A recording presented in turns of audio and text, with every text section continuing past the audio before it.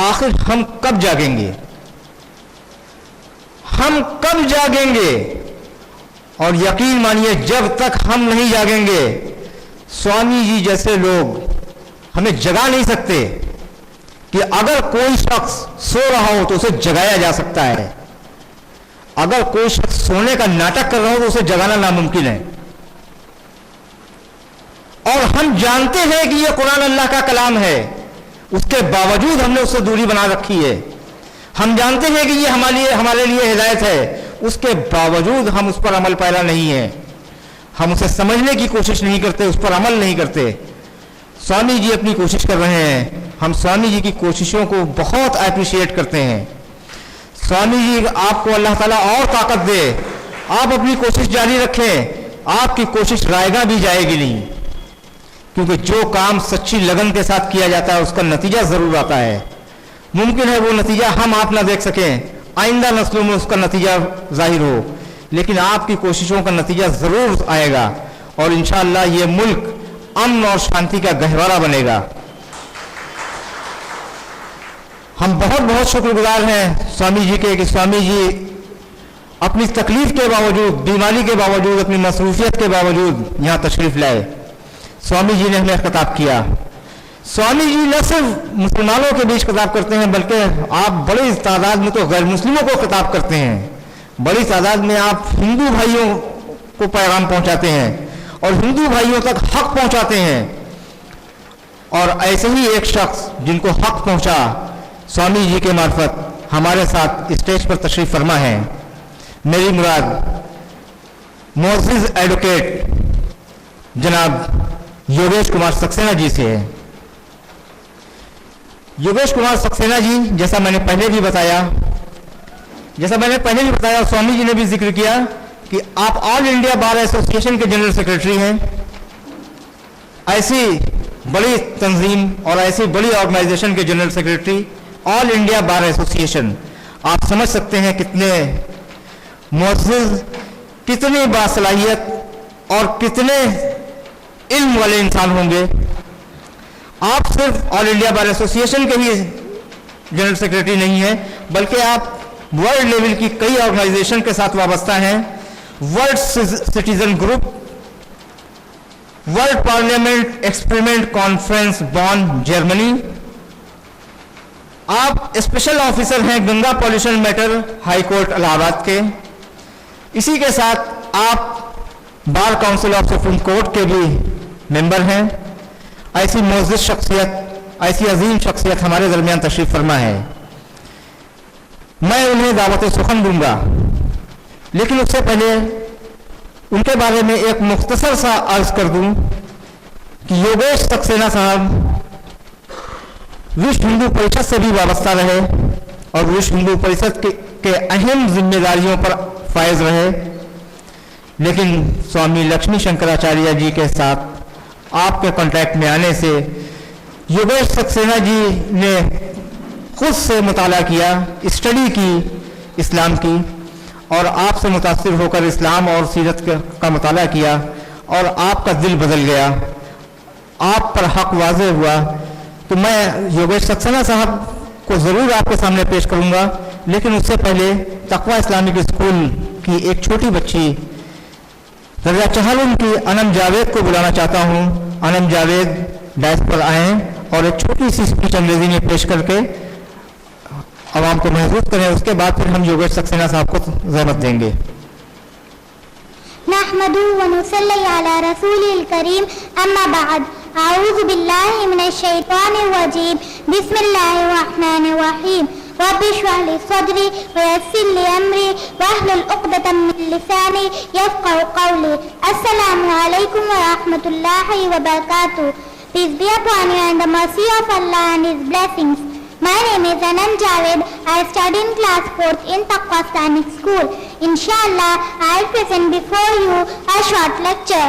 The topic of my short lecture is the Messenger of Peace, Muhammad sallallahu alaihi wasallam. In the desert of Arabia was Muhammad born on 9th Rabiul Awwal 571 AD. The name means highly praised. When he appeared, Arabia was a desert, a nothing. Out of nothing of the desert, a new world was fashioned by the mighty spirit of Muhammad. A new life, a new culture, a new civilization, a new state which influenced the thought and life of millions of people the world over came into existence. The principle of universal brotherhood and the doctrine of equality of mankind, which he proclaimed, was a great contribution of Muhammad to the social uplift of the society. Before him, discrimination and persecution of all sorts prevailed in the Arab society. The master had full control over the life of slaves. The women were just commodity for men, the rich persecuted to the poor.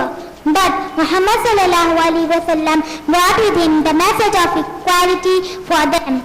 He taught people that Allah does not discriminate between rich or poor, king or pauper, master or slave, man or woman. All are equal in the sight of Allah.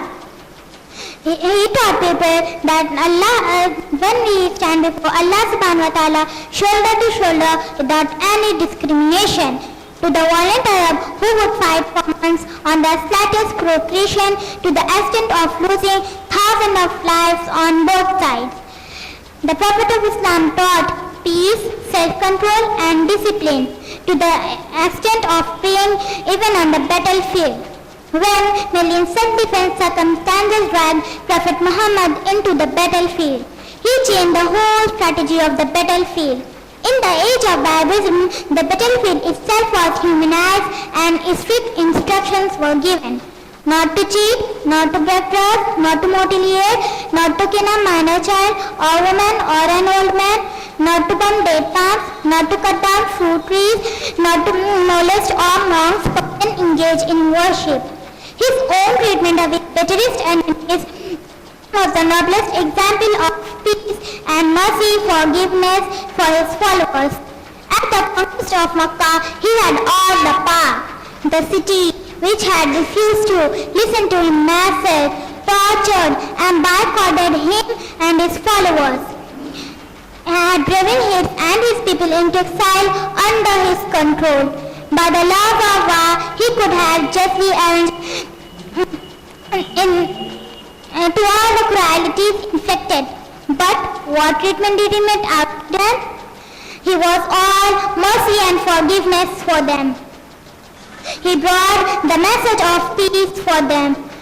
Thus, we see that Muhammad sallallahu alaihi wasallam was indeed a messenger of peace.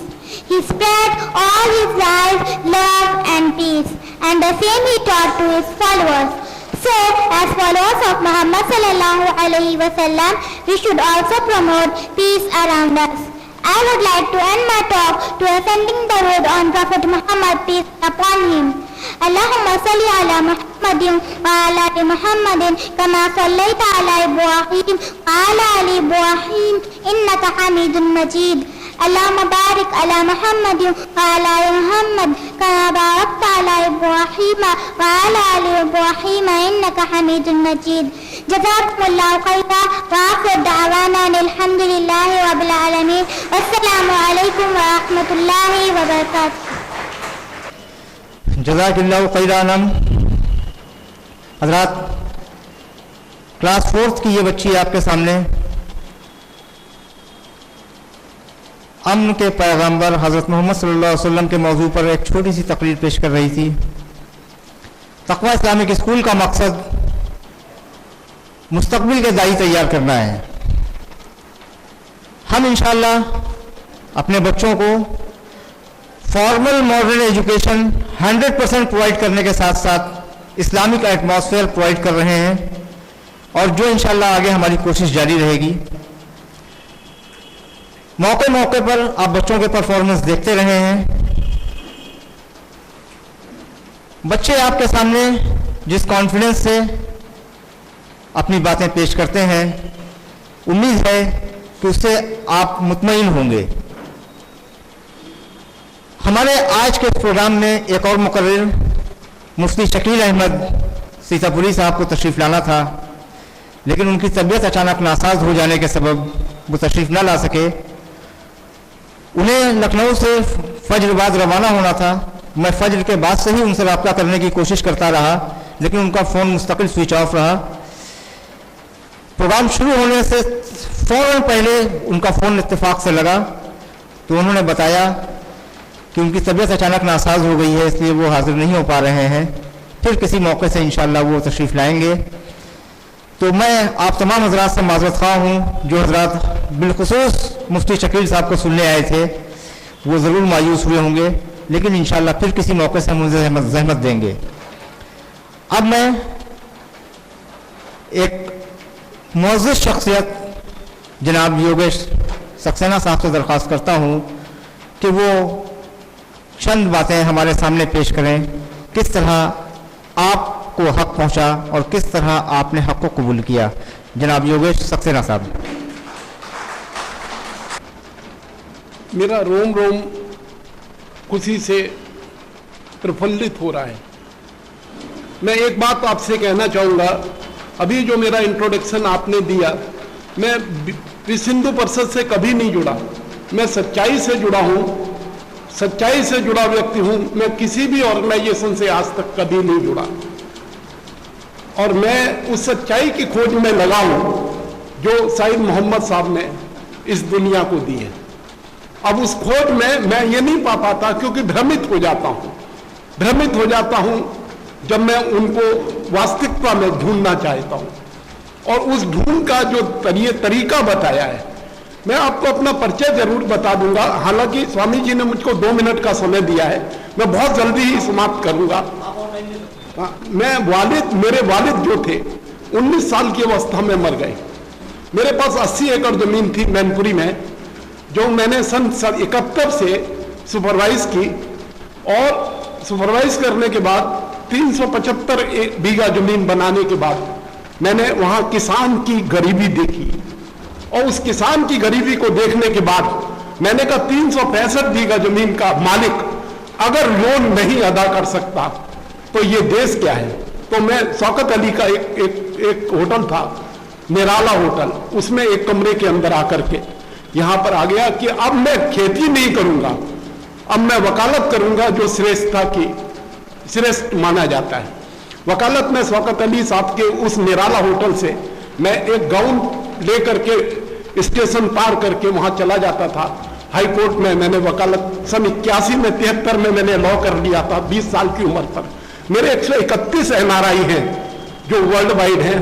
मैं Zurich गया हूं, मैं Germany गया हूं, मैं तमाम जगह गया हूं एक सच्चाई की खोज में। और ignorance is the beginning of the wisdom. अगर आप कुछ नहीं जानते तो आपके अंदर जानने की ख्वाहिश होती है, और उस ख्वाहिश को जानिए। गैरों के परों से उड़ सकते हो इन दीवालों से उन दीवालों तक, ऊंची उड़ान वही उड़ेंगे जिनके अपने पर होंगे। मिटा दे अपनी हस्ती को अगर कुछ मर्तबा चाहे, कि दाना खाक में मिलकर गुले गुलजार होता है। तो ये 2 लाइनें मेरे जिंदगी का उसूल है। मैं जानता हूं आनंद और सुख में क्या अंतर है। आनंद एक अंदर की अनुभूति है, जब अनुभूति जागृत होगी तब सुख की ख्वाहिश नहीं रहेगी। और अगर इच्छाएं और जरूरतों को आप डिफ्रेंशिएट कर लें कि इच्छा कहां पर है और जरूरत क्या है, तो शायद कभी दुख नहीं होगा, क्योंकि माया मोह यही दुख का कारण है। मैं स्वामी जी की बात को कंक्लूड कर दूं। जब महाभारत समाप्त हो गई तब उन्होंने कहा कि अर्जुन जाओ गंगा जल कर्ण के मुंह में डालो। तो बोले कर्ण के मुंह में, जो मेरा सबसे बड़ा शत्रु था। उन्होंने कहा नहीं, कर्ण तो तुम्हारा सबसे बड़ा भाई था, ये कुंती से पूछो, उसने लोक लज्जा के लिए कर्ण को शूद्र पुत्र बना दिया। और दुर्योधन से उसने कहा था कि तू मेरा मित्र है, मैं तेरी खातिर युद्ध करूंगा तेरे साथ। और उस मित्रता के लिए मां से बोला कि तू मेरा कवच ले जा, अगर तुझे 5 पांडव जिंदा रखनी है तो मेरा कवच को तू उठा ले जा, और कवच को ले जा करके तू मुझसे युद्ध में जीत नहीं पाएगा। अगर कवच नहीं लिया तो उसने अपनी कुंती से पूछा जाकर के कि मैं युद्ध जीता या हार गया। तो बोले कि जीत कुछ नहीं होती, success is not a destination you ever reach, success is a quality of life you lead. तो मेरा यही विनम्र निवेदन है कि जो आज स्वामी जी ने कहा, मैं इनका अनुयायी था, हूं और रहूंगा। जो जो लफ्ज इन्होंने कहे मैंने पहले नहीं सुने थे, ना मैं इनसे परिचय था, कल मेरे पास भोजन के लिए आए और पहले से मैं वो जानता था। जब ये हिंदुत्व के लिए एजेंडा लेकर के चले थे तब भी मैं इनको, इनके आइडियोलॉजी को वर्शिप करता था, क्योंकि मैं जानता नहीं था कि इस्लाम क्या है।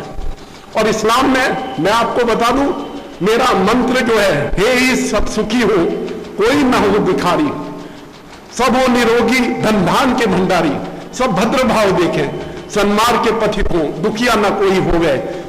तो दीने इलाही को सोचिए, दीने इलाही जब यहां पर आया तब यहां पर वो लोग वासिंदा बन करके रहे, और दीने इलाही ने इस देश के हुकूमत की, और दीने इलाही ने इस देश की हुकूमत करके एक उस जगह पर वो पहुंच दिया जहां पाखंड और जितना भी व्यभिचार था वो समाप्त कर दिया। और फिर उस व्यभिचार के समाप्त होने के बाद फिर जो अपने द्वारा जो जागृत हुआ, इसको देखना है कि ये देश, इकबाल साहब ने कहा है हिंदुस्तान हमारा सारे जहां से अच्छा, हिंदुस्तान हमारा। मैं बस क्योंकि स्वामी जी के द्वारा ये मुझे आदेशित किया गया, वैसे मैं बोलना और चाहता हूं, अगर क्योंकि समय की पाबंदी है, मैं आपको बता दूं 2-3 चीजें मुझे जो पर्सनल जीवन में एहसास हुई। मैं जब जर्मनी गया तो मैंने देखा 72 देशों के लोगों को वीजा नहीं मिला था। तो मैंने रिप्रेजेंट किया 72 देशों के लोगों को। मैंने कहा देश की हालत को देख लीजिए, यहां 911 स्कैम हो चुके हैं, जहां पर कि एक एक आदमी को अगर पैसा बांटा जाए तो 36 लाख रुपए कल जो बच्चा पैदा होगा उसके हिस्से में आएगा। पॉलिटिकल सिंबल ने जो हमारे बीच में खाइयां पैदा कर दी हैं, इस्लाम और सनातन वेद को अगर आप उठा करके देखें, क्योंकि मैंने एक केस किया था, मैं जरूर बता दूं, Islam is a concept of invasion, एक किताब थी जो महाराष्ट्र से जब्त की गई, उसको मैं आर्गू करने पहुंचा। जजमेंट आया कुरान के इस्लाम के फेवर में 3 जजेस का, उसको मैं सुप्रीम कोर्ट ले गया। उसके जजमेंट को जब मैंने पढ़ा तब मुझे लगा कि ये इस्लाम का वो जजमेंट आप जरूर पढ़िएगा, R B Bhasin versus Union of India case है, और उस केस के अंदर पूरा इस्लाम का पूरी की पूरी बात कही गई है। जब ये स्वामी जी हमसे मिलने आए, जब मैं मिला उनसे पहले ककोरी में, तब मुझे लगा कि मुझे कुछ और जानना है। जितना मैंने जाना था वो उसको छोड़ करके अगर मैंने जानने की प्रवृत्ति सीखी तो आज मुझे वो लगा जो स्वामी जी ने आपके सामने कहा, जरूरत वहीं पर है कि आप लोग आगे बढ़िए। मैं बहुत अच्छा लगा कि मैं आपके बीच में आया और आपसे मैं हो सका। मैं इस समय इंडिया के सभी हाई कोर्ट्स में मैं देख रहा हूं, मैं सुप्रीम कोर्ट में 2009 में एनरोल हो चुका हूं, और मैं इस देश की और यहाँ के आदमी की गरीबी की उस आंसू की जो एक गरीब रो रहा है उसको बदलने के लिए बस इन्हीं लफ्जों के साथ मैं आपसे, मैं किसी भी समय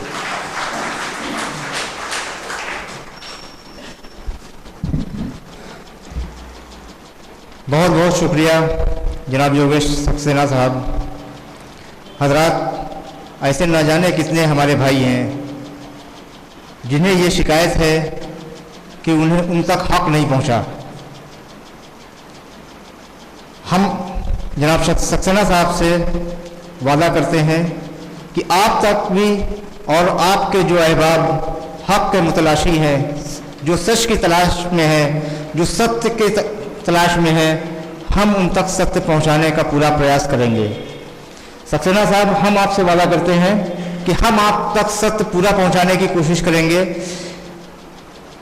2 बातें हमारे सामने, हमारे पेश नज़र हैं। एक ये कि बिरादरान वतन तक हक पहुंचाया जाए, और दूसरा ये कि अपने किरदार से बिरादरान वतन को सच्चाई पेश की जाए। जब हम अपने भाइयों को कुरान मजीद पेश करते हैं, वो उसका मुताला करते हैं। हमारे और भी भाई यहाँ तशरीफ़ फरमा है, कई गैर मुस्लिम भाई यहाँ तशरीफ़ फरमा है। जो कुरान मजीद को पढ़ना चाहते हैं वो उन तक पहुंचाया गया, वो पढ़ते हैं तो उनको बड़ा तजाद नजर आता है। एक साहब हमारे जानने वाले जिनका कहना है कि पहले जब वो मुसलमानों को देखते तो उन्हें बड़ा गुस्सा आता था कि मुसलमानों को मार दें, काट दें, क्या करें, लेकिन जब उन तक हक पहुंचा, उन्होंने कुरान मजीद का मुताला किया। वो साहब यहाँ तशरीफ़ फरमा है, मैं उनका नाम नहीं ले रहा हूँ। उन्होंने जब कुरान करीम का मुताला किया तो वो हैरान रह गए, परेशान हुए वो। फिर वो मुसलमानों से सवाल करते हैं अब कि तुम क्या हो और तुम्हारा मजहब क्या है, कुरान क्या कहता है, सीरत रसूल क्या कहती है और तुम क्या किरदार पेश कर रहे हो। जरूरत इस बात की है कि हम मुसलमान अपने गिरेबान में मुझा डालकर देखें कि हम कुरान मजीद के अहकामात को, रसूलुल्लाह सल्लल्लाहु अलैहि वसल्लम की सीरत पर कितना अमल कर रहे हैं। मैं इन्हीं बातों के साथ आप तमाम हजरात का बहुत बहुत शुक्रगुजार हूँ कि आप मौसम की खराबी के बावजूद यहाँ तशरीफ़ लाए। मैं जनाब योगेश सक्सेना साहब का बहुत बहुत शुक्रगुजार हूँ। मैं जनाब लक्ष्मी शंकराचार्य जी का बहुत बहुत शुक्रगुजार हूँ। और मैं ख़ास तौर से शुक्रगुजार हूँ उन तमाम हजरात का, उन तमाम गैर मुस्लिम हजरात का जो इस प्रोग्राम में यहाँ तशरीफ़ लाए और आपने अपना कीमती वक्त दिया। अल्लाह ताला आप तमाम लोगों को जज़ाए खैर अता फरमाए। जज़ाकुमुल्लाहु खैरन कसीरा। वस्सलामु अलैकुम व रहमतुल्लाहि व बरकातुहू।